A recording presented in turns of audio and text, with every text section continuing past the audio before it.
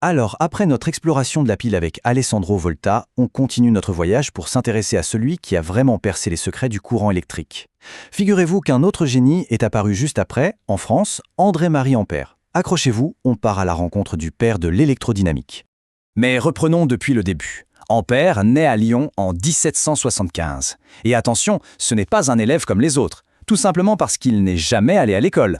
Son père, qui était un grand admirateur de Jean-Jacques Rousseau, l'a laissé s'instruire tout seul, en toute liberté, dans l'immense bibliothèque familiale. Imaginez le jeune André-Marie dévorant l'encyclopédie de Diderot et d'Alembert. Malheureusement, sa jeunesse va être frappée par la Révolution française. Son père, qui était devenu juge de paix, est guillotiné en 1793. C'est une tragédie qui le marquera à vie. Allez, on fait un bond dans le temps, direction 1820. Une nouvelle incroyable secoue toute l'Europe scientifique. Un physicien danois, Hans Christian Ørsted, remarque un truc dingue presque par hasard. Quand il fait passer du courant électrique dans un fil, l'aiguille d'une boussole juste à côté se met à bouger. C'est la toute première fois qu'on prouve qu'il y a un lien entre électricité et magnétisme.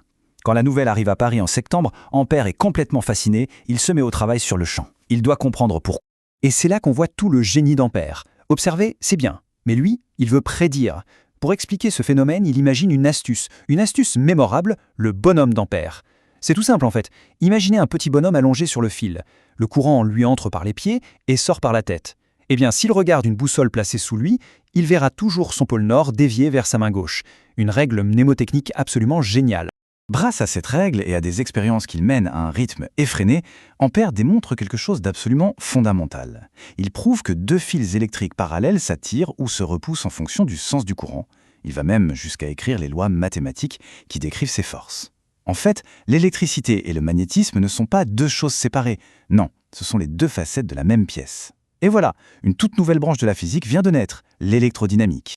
Mais attention, Ampère, ce n'est pas qu'un théoricien, loin de là. Il passe très vite à la pratique. Il invente le solénoïde. C'est quoi? C'est juste une bobine de fil enroulée. Et il découvre qu'en faisant passer du courant dedans, cette bobine se comporte exactement comme un aimant, avec un pôle nord et un pôle sud. Et cette invention, elle ouvre la voie quoi? À la création des électroaimants, ces aimants hyper puissants qu'on peut allumer et éteindre sur commande. Et avec toutes ces découvertes, Ampère voit déjà plus loin, bien plus loin. Il est l'un des tout premiers à imaginer le principe du télégraphe électrique.